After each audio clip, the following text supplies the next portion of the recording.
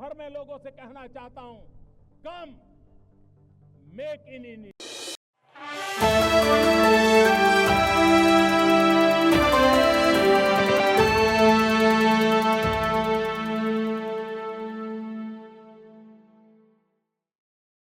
कि मैं स्वयं उपस्थित होकर आप सबके बीच मैं रहूं, आप सबसे मैं सीधा संवाद करूं, पर मैं क्यों नहीं आ पाया, यह बात आप सभी जानते हैं। अभी जिस परिस्थिति से हम गुजर रहे हैं उसे देखते हुए मेरा दिल्ली में रहना यह अति आवश्यक था।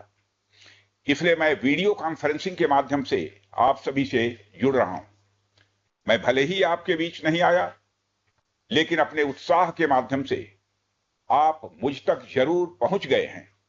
यह अपने आप में एक संदेश है कि चाहे हम किसी भी परिस्थिति में रहें, यह देश चलता रहेगा और हमारा काम नहीं रुकेगा। किसी भी स्थिति में हमारा संवाद नहीं टूटेगा।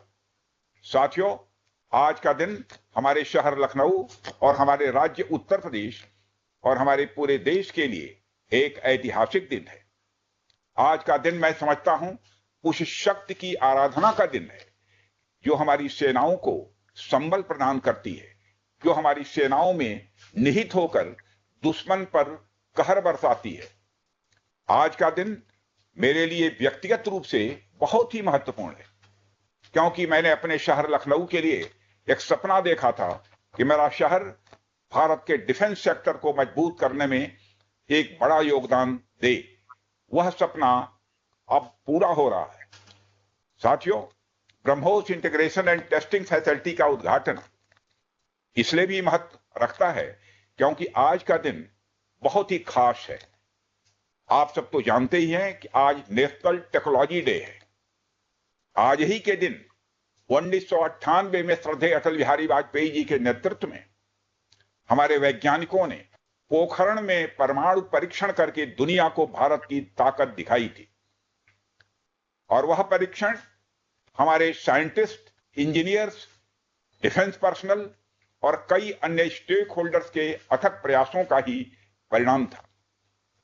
यह हमारे वैज्ञानिकों तथा इंजीनियर्स को मान्यता देने, उनको रिकॉग्नाइज करने और उनके कंट्रीब्यूशन को एक्नॉलेज करने का दिन है। मुझे अच्छी तरह याद है जब मैंने इसका शिलान्यास किया था, उस समय माननीय मुख्यमंत्री श्री योगी आदित्यनाथ जी भी थे। उस दौरान मैंने यह इच्छा जाहिर की थी कि जितनी जल्दी हो सके इस प्रोजेक्ट को पूरा कर लिया जाए। और मुझे यह देखकर बेहद खुशी हुई कि आप लोगों ने मेरी भावना का सम्मान रखा और महज 40 महीने में इस प्रोजेक्ट को पूरा करके दिखाया। आज हमारे आसपास जैसी परिस्थितियां हैं, उसे देखते हुए यह बेहद जरूरी हो जाता है कि हम अपने लक्ष्यों को ऐसे ही समयबद्ध तरीके से पूरा करते रहें। इस मौके पर मैं उत्तर प्रदेश के माननीय मुख्यमंत्री श्री योगी आदित्यनाथ जी का विशेष आभार प्रकट करता हूं। यदि इतने कम समय में ब्रह्मोस की इंटीग्रेशन एंड टेस्टिंग फैसिलिटी की स्थापना हो सकी, तो इसके पीछे योगी जी का बहुत बड़ा योगदान है। मैं डीआरडीओ, हमारे वैज्ञानिक, हमारे इंजीनियर्स और इस प्रोजेक्ट से जुड़े हर व्यक्ति और संस्था को मैं हृदय से बधाई देता हूं। आप लोगों ने दिन रात मेहनत करके इस इंटीग्रेशन एंड टेस्टिंग फैसिलिटी को खड़ा किया है।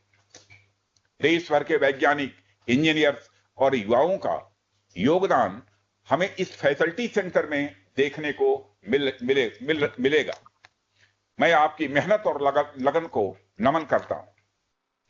साथियों, हमारी सरकार जब उत्तर प्रदेश में डिफेंस कॉरिडोर के विजन को लेकर आगे बढ़ी थी, तो उस समय हमारे सामने अनेक बड़े लक्ष्य थे। उन तमाम लक्ष्यों में से हमारा एक उद्देश्य यह भी था कि हम उत्तर प्रदेश को एक बार फिर देश के प्रोडक्शन सेंटर के रूप में डेवलप करें। यूपी डिफेंस कॉरिडोर लखनऊ सहित कानपुर, झांसी, चित्रकूट, आगरा और अलीगढ़ से होकर गुजरता है और ये सभी नोड्स आने वाले समय में विकास के नए केंद्र बनकर उभरेंगे। साथियों, एक उदाहरण मैं आपके सामने रखूं तो आप में से बहुत लोगों को पता होगा कि एक समय कानपुर और आसपास का क्षेत्र प्रोडक्ट्स की मैन्युफैक्चरिंग के लिए जाना जाता था। आर्थिक रूप से यह क्षेत्र बहुत ही समृद्ध था। इसे मैनचेस्टर ऑफ द ईस्ट कहा जाता था। लेकिन आजादी के बाद अनेक कारणों से आर्थिक प्रगति की राह में यह क्षेत्र पिछड़ता गया और कहीं पीछे छूट गया। मैं उन कारणों में तो नहीं जाना चाहूंगा, पर कहना यह चाहता हूं कि यूपी डिफेंस कॉरिडोर के निर्माण के बाद यह क्षेत्र फिर से एक बार अपने पुराने वैभव को प्राप्त करने की ओर आगे बढ़ चला है। मुझे इसमें कोई संदेह नहीं है कि कानपुर विकास की उन ऊंचाइयों को छुएगा जो दुनिया के विकसित क्षेत्रों के लिए अनुकरणीय होगा। कल को वेस्ट में कोई क्षेत्र जब बहुत अधिक प्रगति करेगा तो उसे कानपुर ऑफ द वेस्ट कहा जाएगा। इसी प्रकार डिफेंस इंडस्ट्रियल कॉरिडोर के सभी नोड्स को डेवलप करने के लिए हम पूरी तरह से कमिटेड हैं। मुझे यह भी बतलाया गया है कि अभी उत्तर प्रदेश डिफेंस कॉरिडोर में aircraft manufacturing, UAV, drones, ammunition, composite and critical materials, small arms, textile तथा पैरासूट आदि में मेजर इन्वेस्टमेंट किए गए हैं। एक अच्छी बात यह है कि इस डिफेंस कॉरिडोर में हमें पब्लिक सेक्टर और प्राइवेट सेक्टर दोनों की ही बड़ी अहम भागीदारी दिखाई दे रही है। साथियों, जब मैं प्राइवेट सेक्टर की भागीदारी की बात कर रहा हूं तो मुझे यह बताते हुए बड़ी खुशी हो रही है कि लखनऊ में ही पीटीसी इंडस्ट्रीज लिमिटेड द्वारा titanium and super alloy material plants की शुरुआत की जा रही है। इसके अलावा 7 एडिशनल क्रिटिकल प्रोजेक्ट्स की भी नींव इस समय रखी जा रही है। यह निश्चित रूप से रक्षा क्षेत्र में भारत की आत्मनिर्भरता की गति को और तेज करेगा।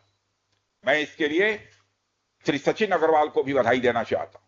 हमारा सपना है कि उत्तर प्रदेश दुनिया के टॉप डिफेंस प्रोडक्शन और एक्सपोर्ट डेस्टिनेशन के रूप में जाना जाए।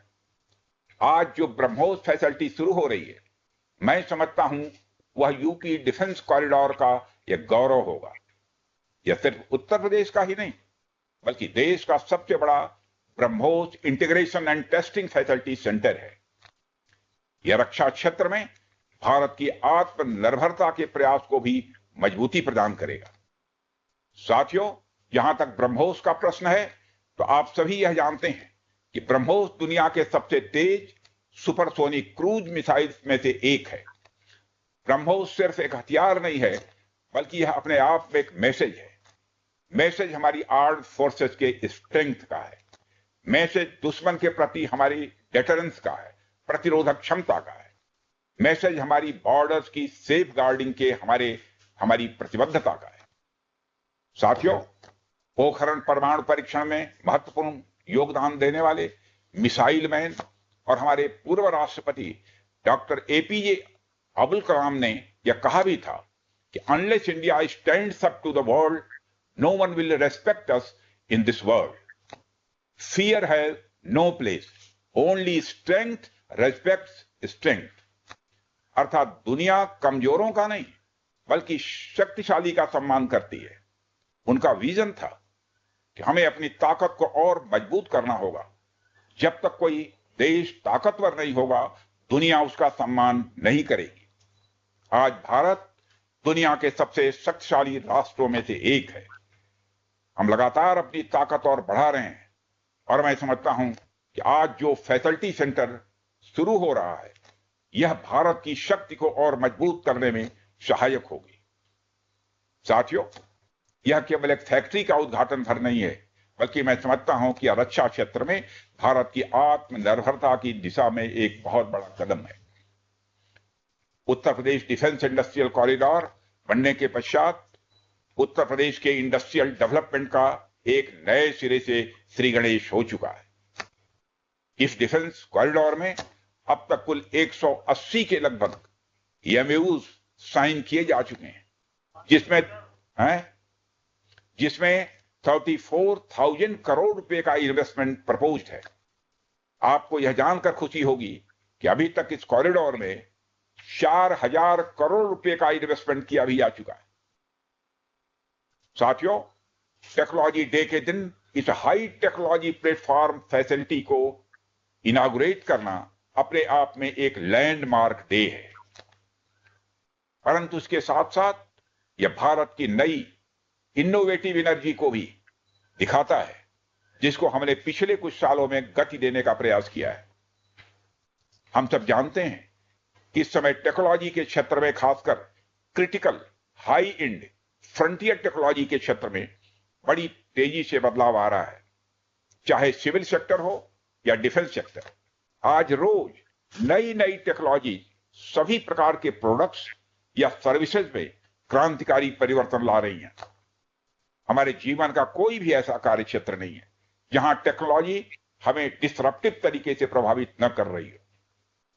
दुनिया के हर क्षेत्र में इस टेक्नोलॉजी क्रांति ने एक ऐसी उथल पुथल मचा रखी है जहां पुराने सारे अब तक के स्थापित जो नोशंस हैं, धारणाएं हैं, वह तेजी से बदल रही हैं और ऐसे नए परिवर्तनों का आगाज हो रहा है जिसके बारे में पहले हम सोच भी नहीं सकते थे।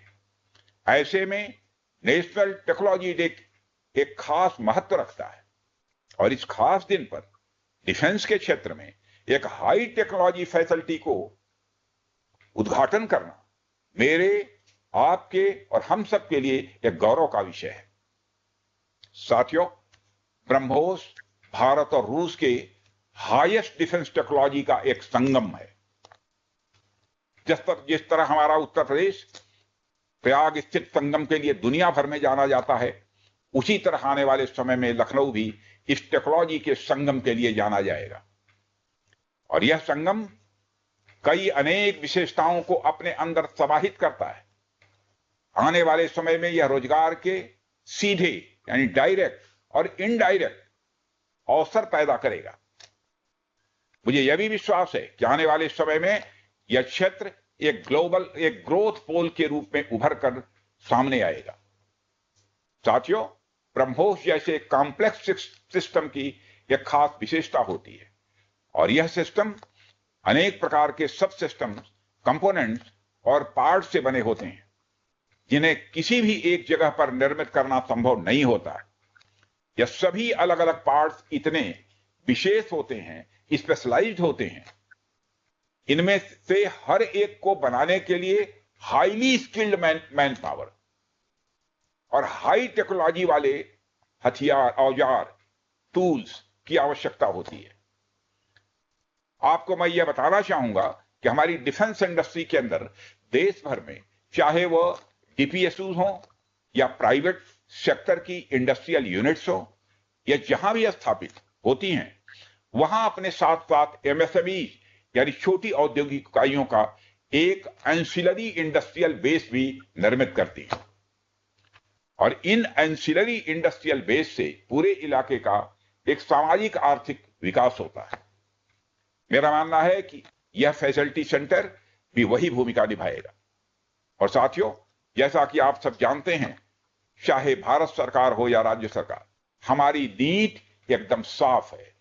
Make in India, make forward. हमारे लिए रक्षा क्षेत्र में आत्मनिर्भरता का अर्थ बहुत व्यापक है।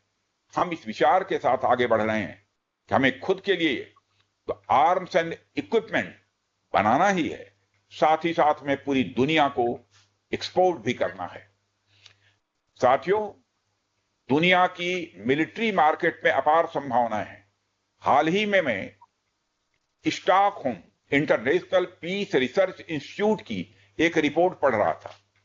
उसमें उन्होंने यह बताया है कि वर्ल्ड मिलिट्री एक्सपेंडिचर 2024 में बढ़कर $2,718 बिलियन हो गया है। आप सोचिए, आर्म्स एंड इक्विपमेंट का इतना बड़ा मार्केट हमारी राह देख रहा है। इसलिए हमें बेहद मजबूती से भारत को दुनिया के लिए एक अट्रैक्टिव डिफेंस प्रोडक्ट हब के रूप में विकसित करने की ओर आगे बढ़ना ही होगा। आज का दिन उस विचार की तरफ बढ़ाया गया हमारा एक और ठोस कदम है। इन सारी चीजों ने मिलाकर उत्तर प्रदेश में डेवलपमेंट का एक इकोसिस्टम तैयार किया है। इसी कारण हम उत्तर प्रदेश में डिफेंस कॉरिडोर का भी निर्माण कर पाए। हमने लखनऊ में डिफेंस एक्सपो का भी आयोजन किया। हमने डीआरडीओ के टेस्टिंग सेंटर DTTC की भी स्थापना की और आज जिस ब्रह्मोस फैसिलिटी का उद्घाटन यहां हो रहा है, इस फैसिलिटी की शुरुआत से ही लगभग 500 डायरेक्ट और 1000 इनडायरेक्ट रोजगार सृजित होंगे। यह भी कहीं ना कहीं उस इकोसिस्टम के कारण ही संभव हो पाया है जो श्री योगी आदित्यनाथ जी ने यहां डेवलप किया है। यानी हमारी डबल इंजन की सरकार उत्तर प्रदेश में खेल से लेकर खेत तक, कल्चर से लेकर कनेक्टिविटी तक, पुलिस से लेकर पॉलिसी तक और टेक्नोलॉजी से लेकर टूरिज्म तक हर क्षेत्र में विकास कर रही है। इसलिए मैं उत्तर प्रदेश सरकार को पुनः बधाई देता हूं। हर तरीके से उत्तर प्रदेश और भारत के डेवलपमेंट को लेकर हमारा संकल्प, हमारा समर्पण और हमारी प्रतिबद्धता और भी मजबूत होती जा रही है। साथियों, 11 मई को पोखरण से जो आत्मविश्वास प्रारंभ हुआ था, आज लखनऊ में वह और मजबूत हो रहा है। साथियों, अपनी बात समाप्त करने के पहले मैं कहना चाहता हूं कि जिन भारत विरोधी और आतंकी संगठनों ने भारत माता के मस्तक पर हमला करके कई परिवारों के सिंदूर मिटाए थे, उन्हें भारतीय सेना ने ऑपरेशन सिंदूर के माध्यम से इंसाफ दिलाने का काम किया है। और इसके लिए आज सारा देश भारतीय सेनाओं का अभिनंदन कर रहा है। ऑपरेशन सिंदूर सिर्फ एक सैन्य कार्रवाई भर नहीं है, बल्कि भारत की राजनैतिक, सामाजिक और सामरिक इच्छा शक्ति का प्रतीक है। यह ऑपरेशन आतंकवाद के खिलाफ भारत की दृढ़ इच्छा शक्ति का और सैन्य शक्ति की क्षमता और संकल्प शक्ति का भी प्रदर्शन है। हमने दिखाया है, भारत आतंकवाद के खिलाफ जब भी कोई कार्रवाई करेगा तो आतंकवादियों और उनके आकाओं के लिए सरहद पार की जमीन भी सुरक्षित नहीं रहेगी। भारतीय सेनाओं ने ऑपरेशन सिंदूर को पाकिस्तान में मौजूद आतंकी ढांचा ढहाने के उद्देश्य से लॉन्च किया था। हमने उनके आम नागरिकों को कभी निशाना नहीं बनाया था। अगर पाकिस्तान ने न केवल भारत के नागरिक इलाकों को निशाना बनाया, बल्कि मंदिर, गुरुद्वारा, गिरजाघर पर भी हमले करने का प्रयास किया। भारतीय सेना ने शौर्य और पराक्रम के साथ साथ संयम का भी परिचय देते हुए पाकिस्तान के अन्य ठिकानों पर भी प्रहार करके करारा जवाब दिया है। हमने केवल सीमा से सटे सैन्य ठिकानों पर ही नहीं कार्रवाई की, बल्कि भारत की सेनाओं की धमक उस रावलपिंडी तक सुनी गई जहां पाकिस्तानी फौज का हेडक्वार्टर मौजूद है। मित्रों, भारत में आतंकवादी घटनाएं करने और कराने का क्या अंजाम होता है, यह पूरे विश्व ने उरी की घटना के बाद देखा, जब हमारी सेना ने पाकिस्तान में घुसकर सर्जिकल स्ट्राइक की। पुलवामा के बाद देखा जब बालाकोट पर एयर स्ट्राइक की गई, और अब पहलगाम की घटना के बाद दुनिया देख रही है कि जब भारत ने पाकिस्तान के भीतर घुसकर मल्टीपल स्ट्राइक्स की हैं। आतंकवाद के खिलाफ जीरो टॉलरेंस की नीति पर चलते हुए हमारे यशस्वी प्रधानमंत्री श्री नरेंद्र मोदी ने स्पष्ट कर दिया है कि यह नया भारत है जो आतंक के खिलाफ सरहद के इस पार और उस पार दोनों तरफ प्रभावी कार्रवाई करेगा। यह हमारे प्रधानमंत्री जी ने स्पष्ट रूप से यह संदेश दे दिया है। मैं एक बार फिर से BrahMos integration and testing facility centre और इस प्रोजेक्ट में शामिल सभी स्टेक होल्डर्स को हार्दिक बधाई देता हूं। मैं साथ ही पीटीसी इंडस्ट्रीज लिमिटेड को भी उनके एम्बिशियस प्रोजेक्ट पर हृदय से बधाई देता हूं। इन तमाम प्रोजेक्ट्स की शुरुआत पर मैं लखनऊ और उत्तर प्रदेश की जनता को भी बधाई देता हूं, जो इस ऐतिहासिक पहल का हिस्सा बन रही है। अंत में मैं आप सभी का आभार प्रकट करते हुए अपनी बात को समाप्त करना चाहता हूं।